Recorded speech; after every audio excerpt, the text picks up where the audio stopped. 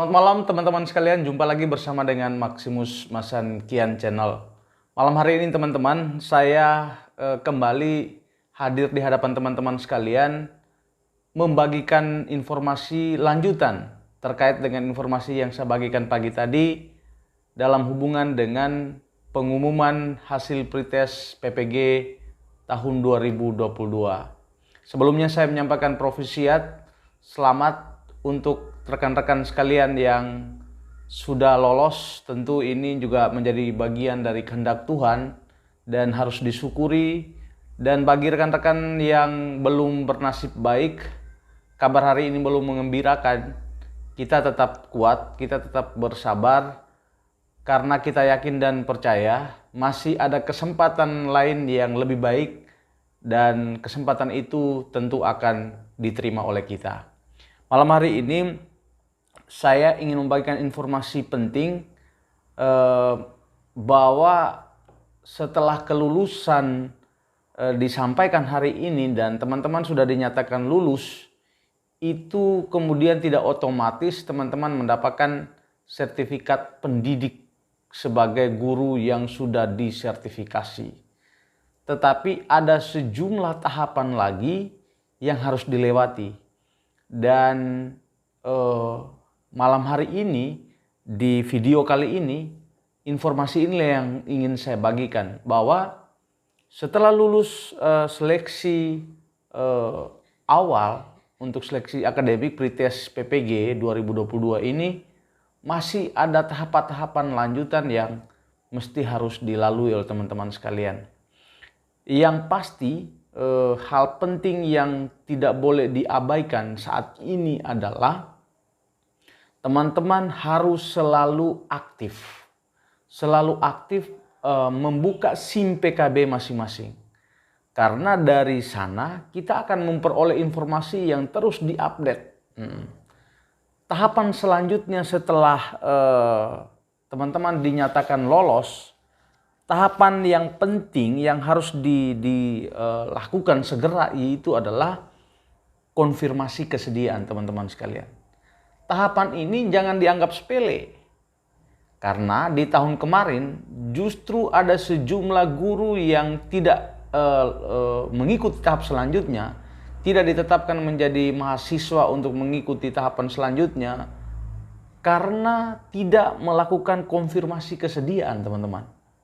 Nah, sehingga memang terkesan sangat sederhana ya, tetapi tidak boleh diabaikan bagaimana kita mengkonfirmasi kesediaan.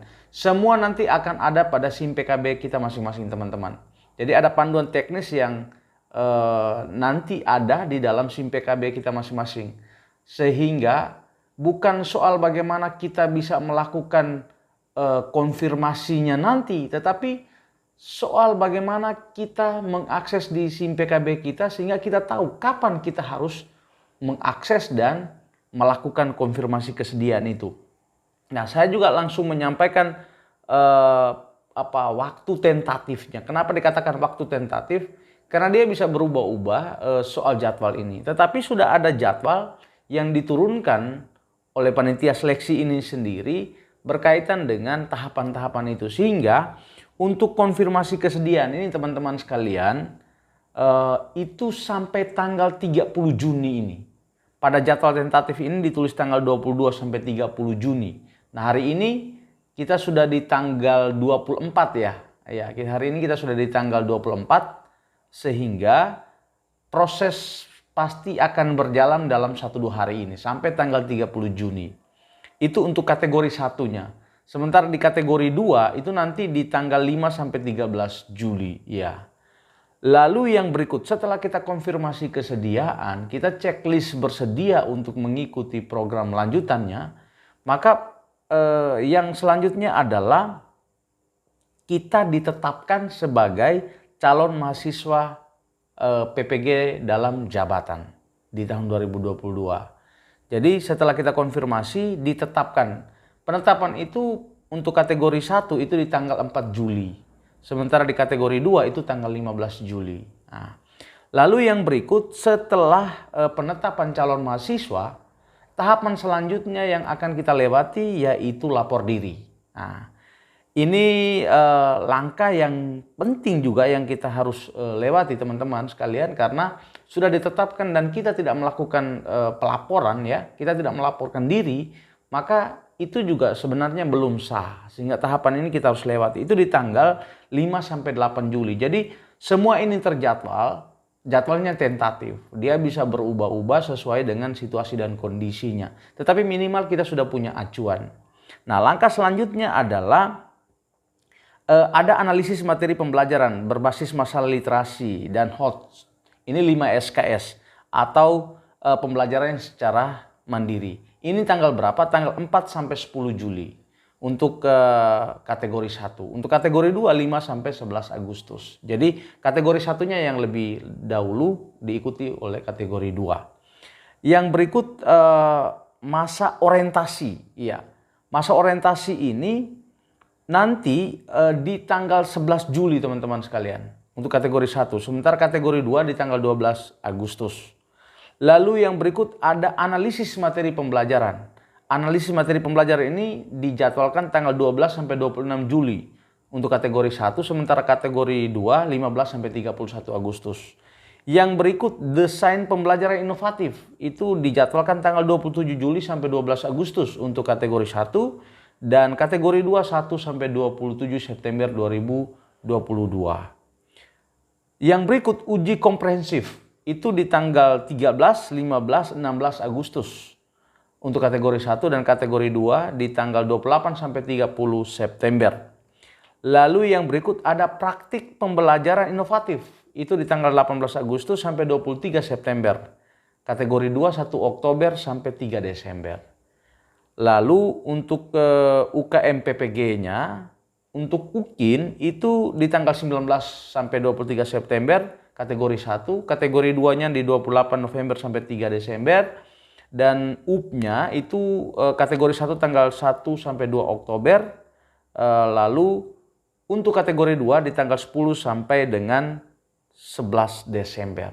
Jadi teman-teman sekalian, ini adalah jadwal tentatif.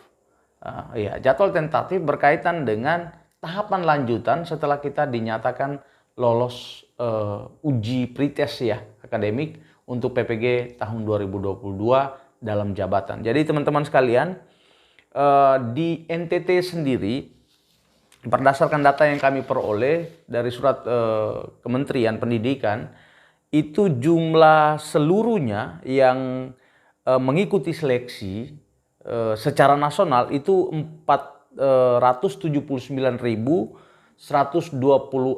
orang. Sementara yang dinyatakan lolos itu 125.610 orang. NTT sendiri dari 34 provinsi ini, NTT ada 2.681 orang. Sehingga jumlah ini sudah ditetapkan, dan selanjutnya teman-teman jangan lalai, teman-teman harus konsisten dan bisa menyisihkan waktu untuk jangan sampai terlewatkan dari waktu-waktu penting yang ada ini, karena proses yang kita lewati juga sangat sulit. Bagaimana teman-teman berjuang mulai dari persiapan, lalu mengikuti ujian yang begitu ketat, soal-soal yang juga hot sih ya teman-teman. Dan hari ini sudah dinyatakan lulus, kita menerima semua itu dengan penuh gembira. Tentunya kita kemudian jangan sampai ada penyesalan hanya karena terlewatkan dari waktu-waktu yang sudah disiapkan ini. Demikian teman-teman informasi singkat ini yang boleh kami sampaikan, sekedar untuk kita saling mengingatkan bahwa setelah lulus ujian masih harus melewati beberapa tahapan lagi hingga pada akhirnya nanti ditetapkan sebagai guru profesional dan mengantongi sertifikat pendidik. Nah, demikian teman-teman.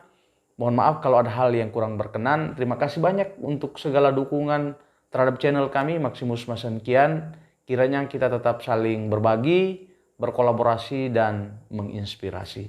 Selamat malam, salam sejahtera untuk kita semua. Salam sehat.